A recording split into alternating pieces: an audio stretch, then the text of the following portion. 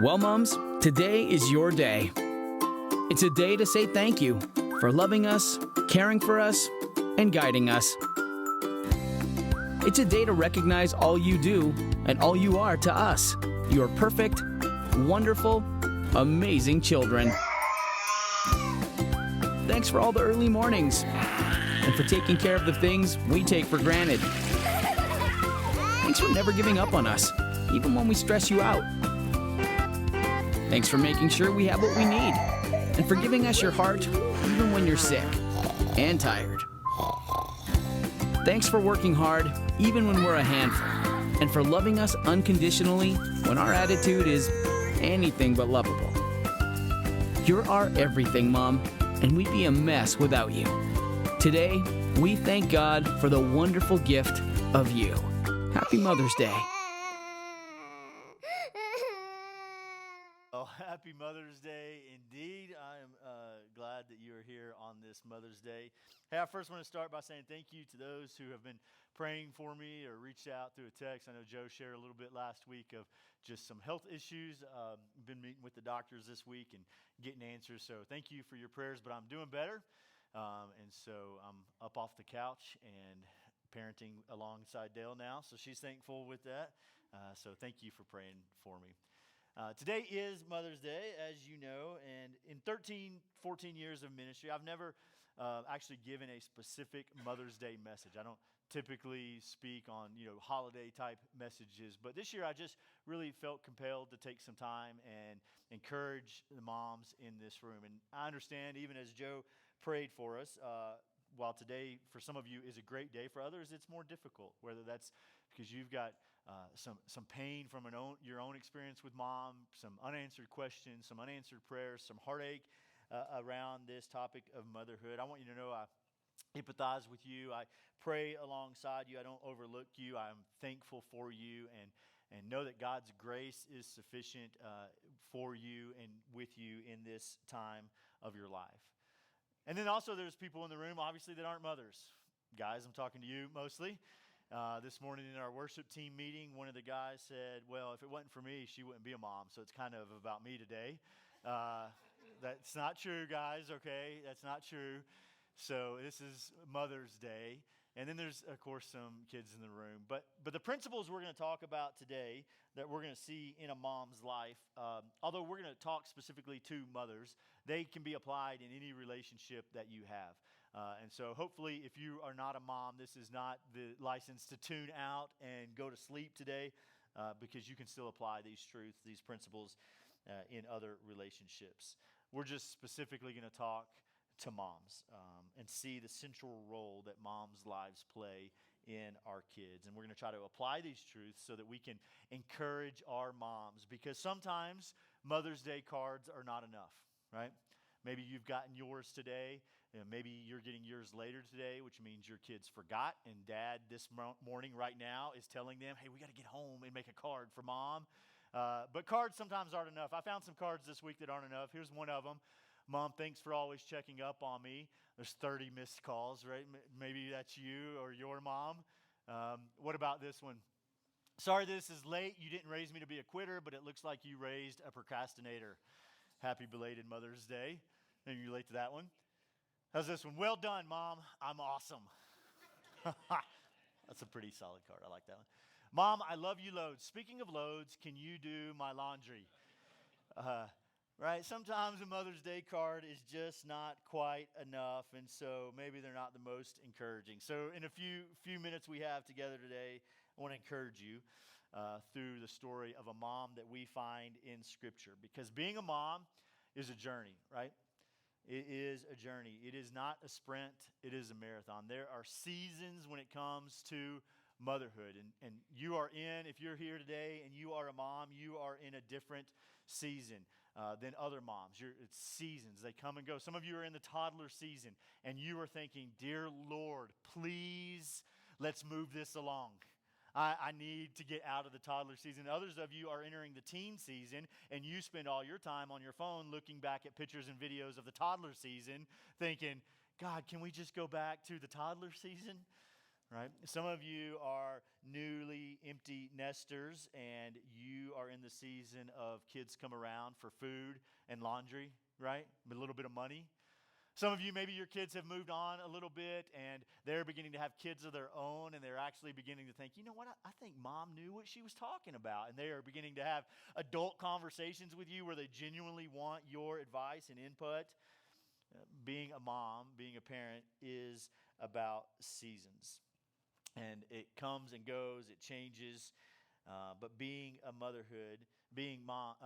living in motherhood is a beautiful thing.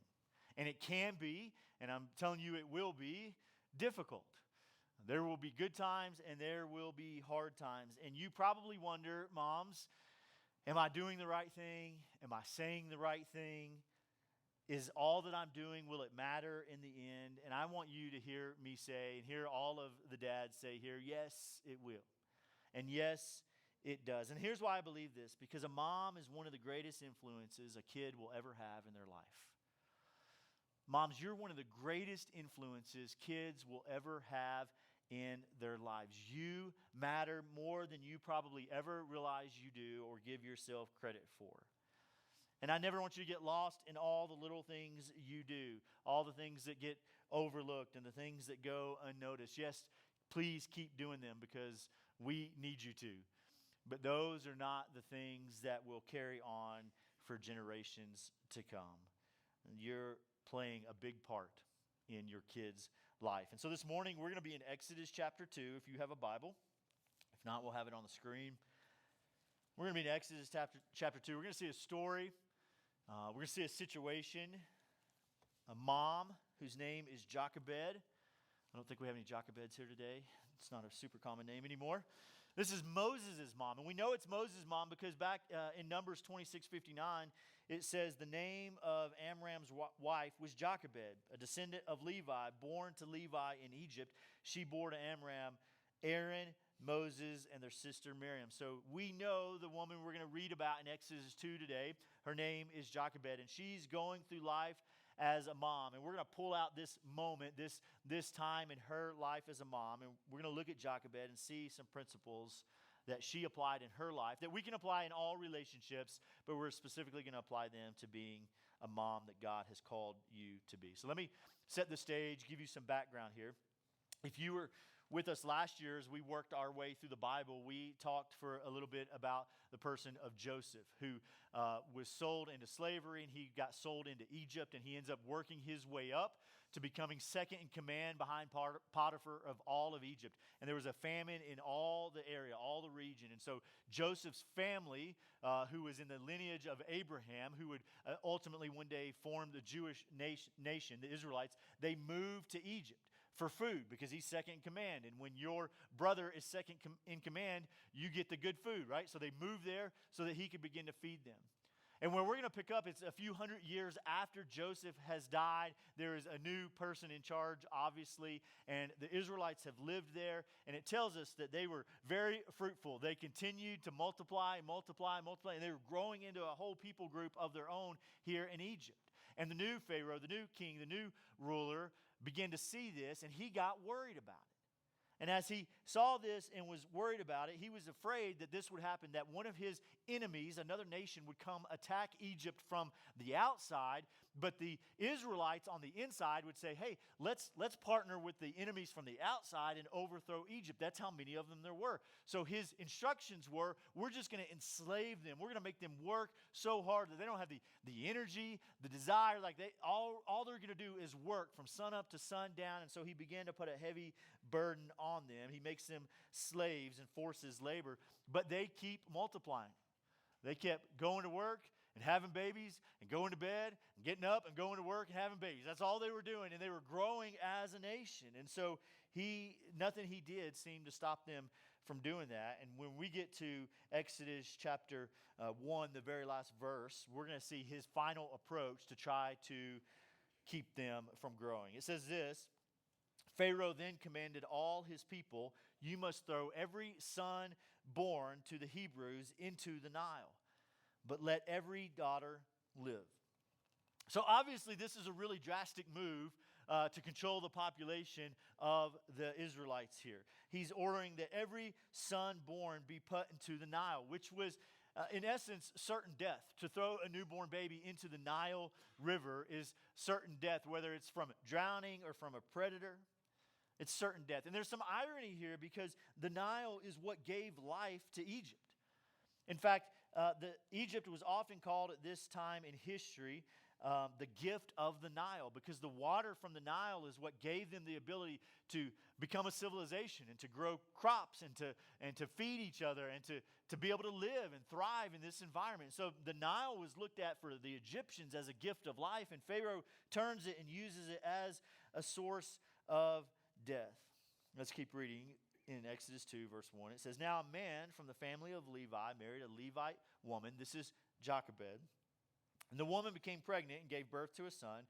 And when she saw that he was beautiful, she hid him for 3 months." Now here's the first indication we get that Moses' mom, Jochebed, may have been a superhero.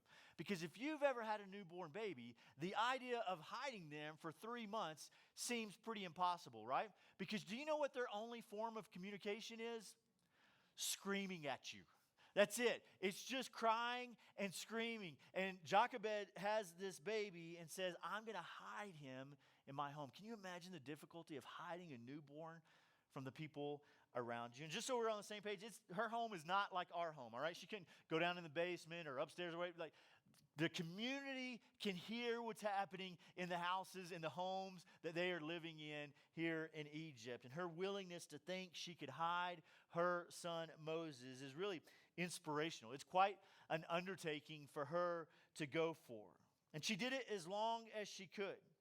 She did it as long as she could. And if you have ever been up with a newborn in the middle of the night, you understand that this is probably an impossible task.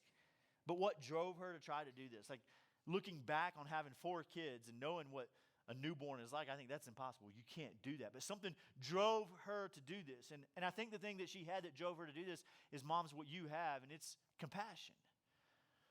Moms, you have compassion. And she felt compassion for her baby. She looked into his face, said, "This child is beautiful," and had compassion. Now, some of you would be out of luck if beauty was the qualification for the compassion, okay? I don't think that is the qualification. But in this instance, she sees him, and she just has compassion on him, and her compassion led her to hide him.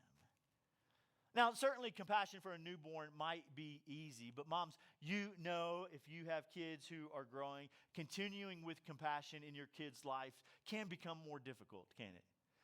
Because they don't go from the innocent newborn to an innocent teenager, do they? There's some steps along the way that changes. And so sometimes it's hard, but moms, you do such a great job of having compassion on your kids. And the reality is, compassion keeps the relationship with your kids open. Here's the truth. A mom who has an impact makes decisions from a place of compassion. Jochebed made a decision here from a place of compassion. Mom, if you want to make an impact in your kids' lives, it will begin from a place of compassion.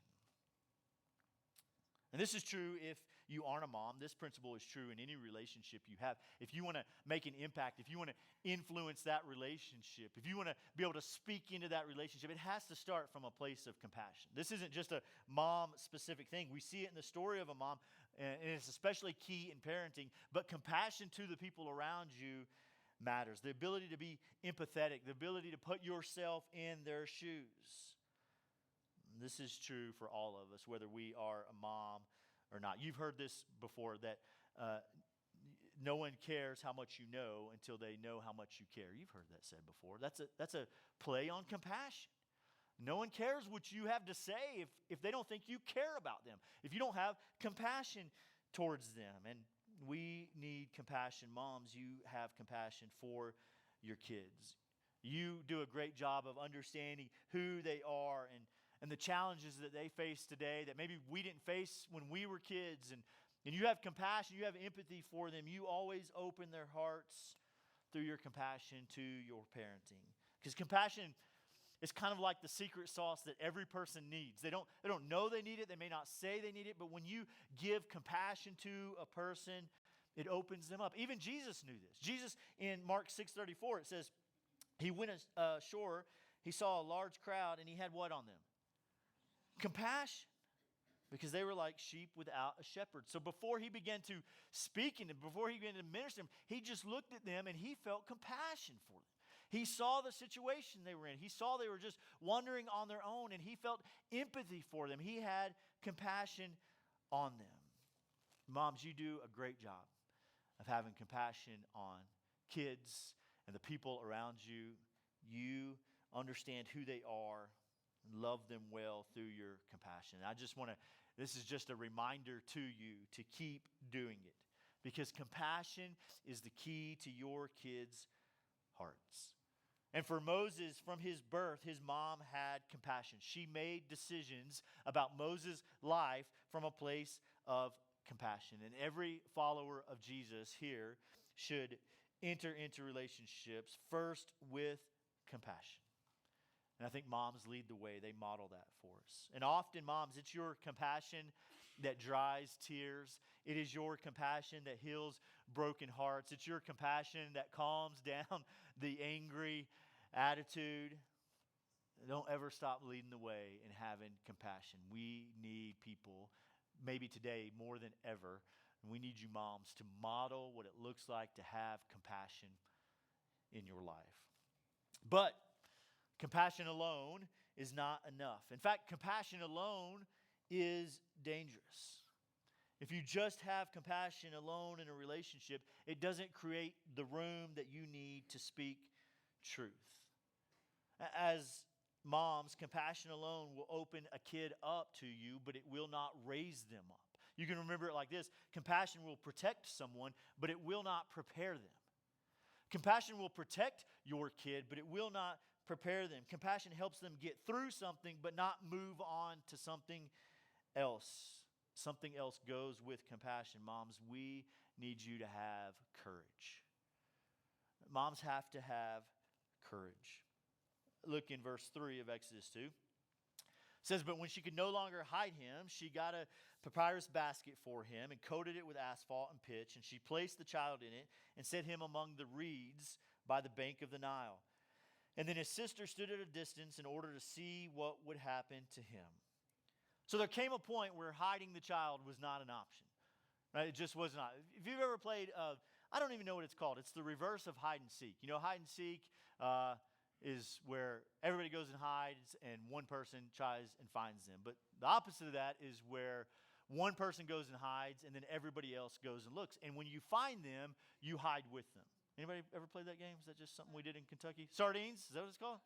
Okay, sardines. All right. It's called sardines. I did some study and found out it was called sardines. One person hides and everybody looks for them. And I remember playing this as a kid, and some people were great at this, and it was a really fun game. But you always had that one person in the group who, like, it's their turn to hide, and they go hide, behind a tree. They pick a tree, and they're like, nobody's going to see me here. And you're like, hey, moron, you don't get the point of the game. We all got to hide behind this tree now, And so maybe 2 people, maybe 3 people can get behind. But if there's like 15, there's just a long line. We're all standing behind a tree like, this is not working here, That's kind of what's happening here. Eventually, Jochebed is like, I can't hide this baby anymore. This baby is 3 months old. And if you've ever had a baby, there is a time in that baby's life when they wake up, right? You know what I'm talking about. I love it when I see someone with a newborn and they're like, yeah, they're great. They don't cry that much at all, just when they're hungry. And I don't say it to them, but in my head I'm thinking, just wait a minute, okay? Because that baby's going to open their eyes one day and be like, oh, there's stuff I can reach with my hand. Oh, if I yell, mom comes running, right? Like they began to wake up. And apparently for Moses, that happened at about 3 months. And the mom said, this ain't going to work anymore. I can't hide him. And so she builds this little boat. And Moses' mom's legit, right? She builds a boat. She takes this basket. She puts asphalt on it and pitch on it. If it's my kid's sinking, okay? I don't have that skill set. I'm not going to be able to do this. I have a better chance of teaching my 3-month-old how to swim than I do building a boat that's going to survive the Nile River. It's the Nile River. Listen, I think we read this as a cute story. Oh, she put her baby in a little basket and put him. You see the Sunday school pictures. This little Nile. Here's a little baby in a basket. That's so sweet. It is the Nile River. This is not a fountain at the mall. This isn't the neighbor's pool. This is the Nile River where there are animals and crocodiles. I don't even know if I'm walking my baby down. I'm probably just chunking the basket from about 10 feet. I don't want to get close to the shore, right? It is a violent, violent place, and she builds this little boat that would keep him in the river. So she begins with compassion, but she has what all moms have to have. Jochebed had courage. She placed him in this river in a basket, and she had the courage to trust God with her son. She had the courage to say, this is scary, this is frightening, I don't know how this is going to work out, but I'm going to trust God. And moms, your relationship, as many of you know, you've experienced, takes courage. It takes courage to let your kids grow up. It takes courage to let them make mistakes. It takes courage to speak truth in their life. It takes courage to stand up to people who aren't speaking truth in their life. Courage is a key piece of the relationship. And without courage in any relationship, but especially in kids, people will never know, they will never know that there's a right way and a wrong way to live life. They'll never know that God has a plan for them. They'll never know to make the right decision and not the easy decision. Because here's the truth. Compassion makes you want what is best for your kid. Courage makes you do what is best for your kid. Compassion makes you go, I just want the best for them. Courage makes you put into action steps that will accomplish what is best for your kids. Compassion holds them when they fall down. Courage helps them get back up. Compassion forgives them when they mess up. Courage teaches them that there is a better and a right way. And Jesus felt compassion for the crowd, but he didn't stop there. If you look back at his story in Mark 6:34, it says he had compassion on them because they were sheep without a shepherd. Then he began to teach. Compassion drew Jesus to them. He saw them in need. He had compassion. His heart broke for them, but then he had the courage to teach them. And we know that it took courage because what took Jesus to the cross was the things he said. The religious leaders heard him teaching and said, we don't like the things he's saying, and they killed him for it. Jesus knew that his teaching took courage. And I want to encourage moms to keep doing what you're doing, having compassion and having courage. And here's why. Because when both compassion and courage are present, lives are changed. When both compassion and courage are there, lives are changed. Let's look at the rest of the story and see Jochebed, because of her compassion and courage. Let's see how it plays out in verse 5. She puts Moses in the water, and it says, Pharaoh's daughter went down to bathe at the Nile while her servants' girls walked around the riverbank. And she saw the basket among the reeds. And she sent her slave girl and took it and opened it and saw him, the child. And there he was, a little boy crying. And she felt sorry for him and said, this is one of the Hebrew boys. And then his sister said to Pharaoh, so Moses' sister standing there on the bank, should I go call a Hebrew woman who is nursing to nurse the boy for you? This is a genius strategy. And she's like, yeah, go, Pharaoh's daughter tells her. So the girl went and called Moses' mom, Jochebed. And the Pharaoh's daughter said to her, take this child and nurse him for me, and I will pay you. Moms, she got paid to be the mom, all right? I don't know if you can figure that out today, but that's a legit deal she had going back then. She made money off being his mom. And so the woman, Jochebed, took the boy and nursed him. And when the child grew older, she brought him to Pharaoh's daughter, and he became her son. She named him Moses because she said, I drew him out of the water. Here's what happens right here is Jochebed's compassion and her courage saved Moses' life. The dream she had of Moses not being like all the other boys at that time who were being killed is realized because she had both compassion and courage. And here's the truth, moms. We are probably really good at one of these and really struggle at the other, right? Some of you moms, you know you lean into compassion. You're always there to pick them up, to understand what they're going through, to have a conversation with them, to hug them, for them to cry on your shoulder, to feel what they feel. And you're good at the compassion, but there's times where you need to have the courage to speak into their lives. And in some moms, you're the mama bear, right?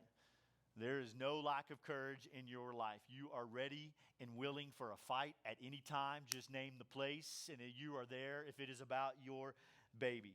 You don't have any problem to look them in the eyes and say, stop making stupid decisions, right? You are full of courage. There are both mama bears and cuddly bears, but your kids need both. Now, they don't know they need both. They think they probably just want the one that cries to them or who will fight for them, but they need both. They need you like so many already are, filled with compassion and courage. Because it's through compassion and courage that you help them achieve a preferred future. You help them work to and walk towards a life that is best for them. See, had Moses' mom, had Jochebed just had compassion on Moses, which compassion is a good thing, right? We've said it's a good thing. But had she just had compassion, when she hears this rule that you're supposed to throw the boys into the Nile, she would have had compassion on Moses, and she would have swamped him up in her arms and loved him and said, no, never, I could never do that to my baby. But if she didn't have courage, she wasn't strategic about waiting until the right time and about making the basket and sending his sister to the shore to watch over and then volunteering to nurse the baby. Those things took courage. Had she not had that courage, she would have just wrapped him up in her arms, and eventually they would have found out that Moses is in the house, and Moses would have been killed. Her compassion, if it had just been compassion, would have ultimately led to his death. Because courage without compassion is just pride and ignorance and arrogance. If she had just had courage and kept him at home, if she had just had compassion and kept him at home, they would have found out. But if she had just had courage and not compassion, it also would have led to his death. Because if she had just had courage, she would have said, I know what the rule is. Let them come try and take my baby, right? And guess what they would have succeeded at doing? Coming and taking her baby. And her baby would have been killed, and she would have been killed, and she would have had a ton of courage. But it was her compassion that allowed her to say, hey, I'm not going to be arrogant and prideful in my courage. I'm going to do what's best. I'm going to make a wise decision. See, compassion allows us to act courageously, but with humility. The combination of compassion and courage allowed her to do what was best for Moses, not just for right now, but for the future. And this is true in all of our relationships. This is true in all of your relationships. Your relationships at times will need compassion. At times they will need courage. And moms, I just want to encourage you that when you think, I just don't have any more compassion to give, that you do.